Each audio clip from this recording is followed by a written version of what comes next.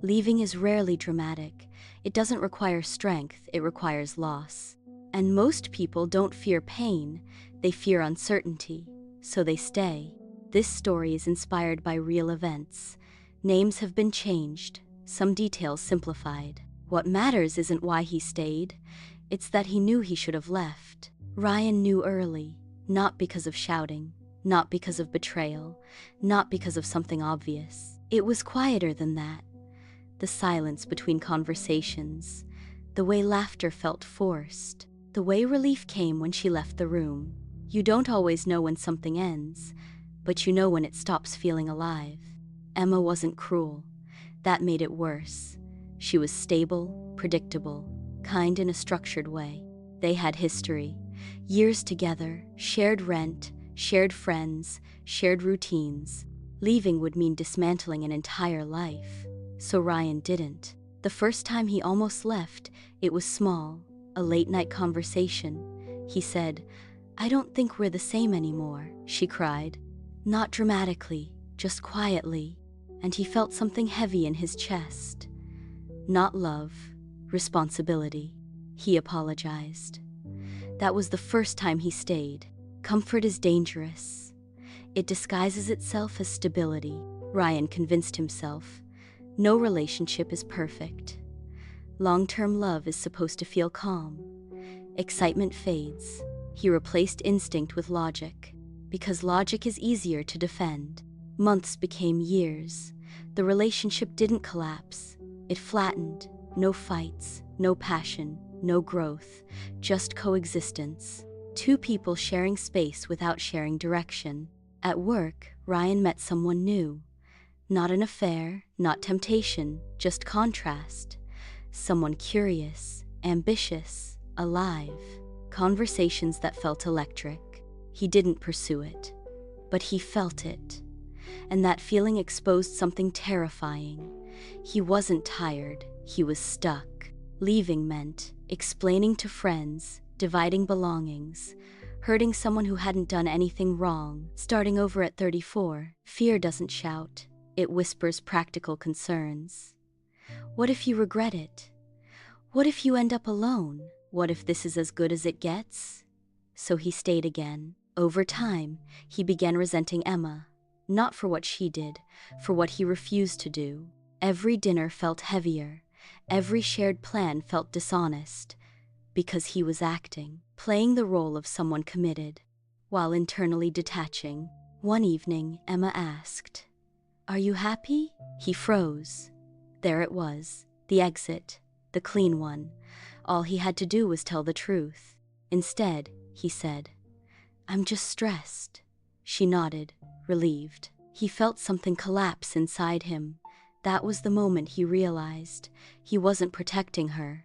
He was protecting himself from discomfort. 3 more years passed. No explosion, no betrayal, no dramatic ending. Just erosion.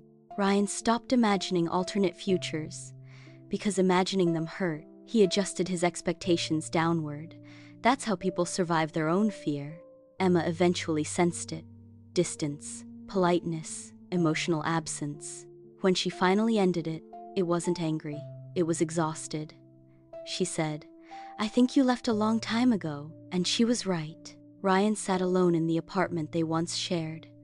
Not devastated, not relieved, just aware. He didn't lose her.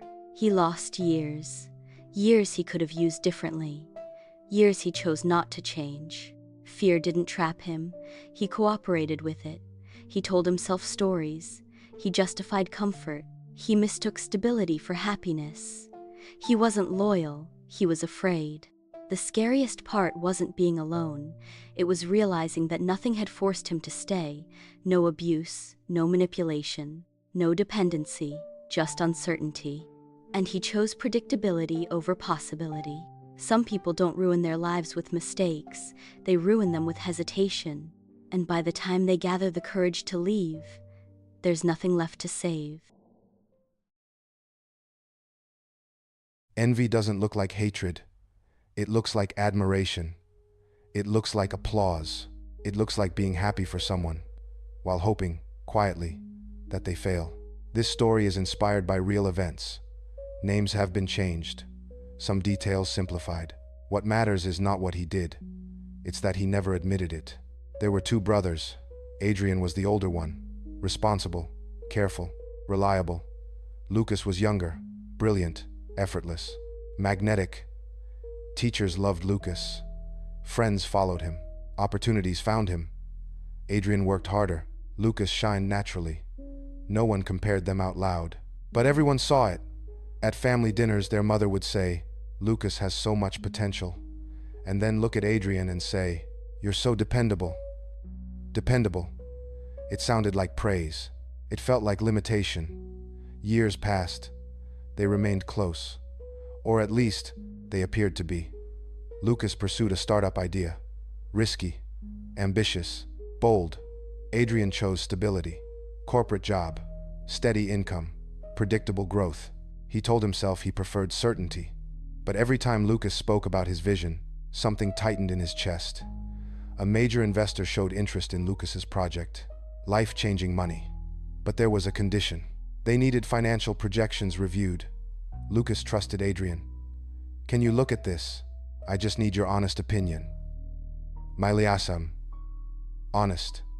Adrian read the numbers carefully. There were minor risks, normal for any startup. Nothing fatal, nothing catastrophic, but enough to frame differently. Adrian had two options: highlight potential, encourage confidence, support his brother, or emphasize risk, stress uncertainty, slow momentum. He chose caution, but not entirely out of concern.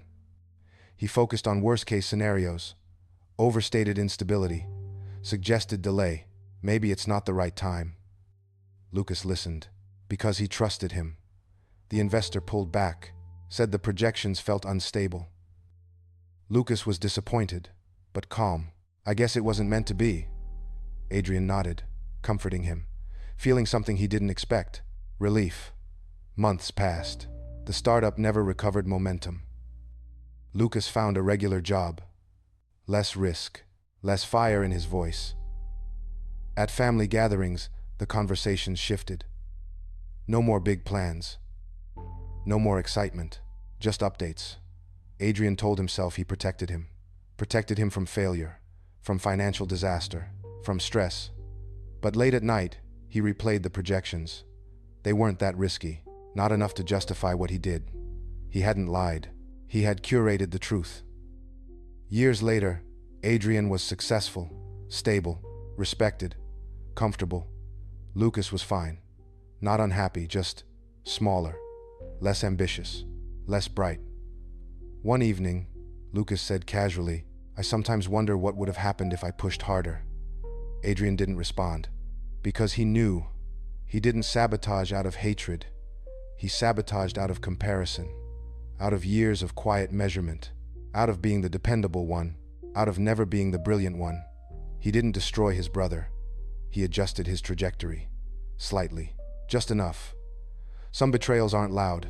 They're subtle edits, tiny corrections, small redirections.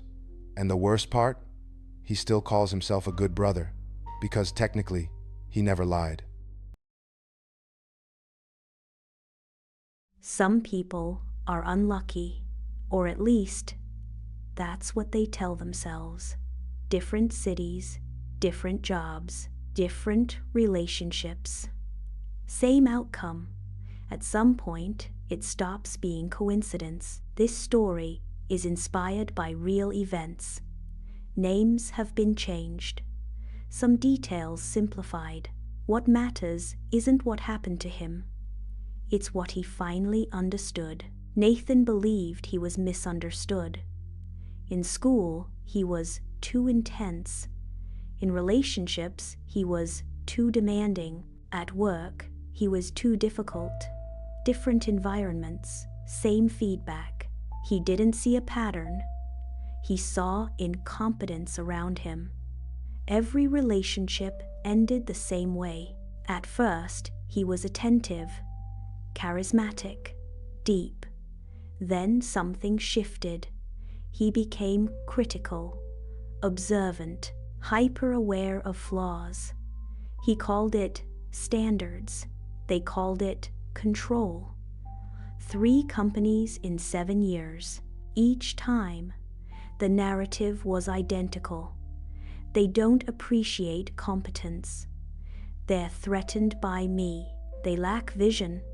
Each time, he left convinced he was right. Each time, the next place felt promising. Until it didn't, friendships faded quietly. People stopped inviting him, stopped confiding, stopped explaining. He blamed adulthood. People get busy. But he never asked why he was always the one outside. The turning point wasn't dramatic. It was small. A dinner, a conversation. Someone close to him said, "Have you ever considered that maybe it's you?" Not angry, not accusatory, just tired. He laughed it off. But the sentence didn't leave. That night, he replayed moments, arguments, breakups, resignations. He began noticing something subtle. In every conflict, he escalated first. In every tension, he assumed attack. In every silence, he projected rejection. Nathan had built a system: criticize before being criticized, leave before being left, control before losing control. It felt like strength. It was fear. A memory surfaced, not traumatic, not dramatic, just a pattern. A parent who withdrew affection unpredictably, praise that felt conditional, approval that felt fragile. He learned early, if you don't stay perfect, you lose connection. So he stayed vigilant. It wasn't that people betrayed him. He anticipated betrayal and behaved accordingly. He didn't lose relationships.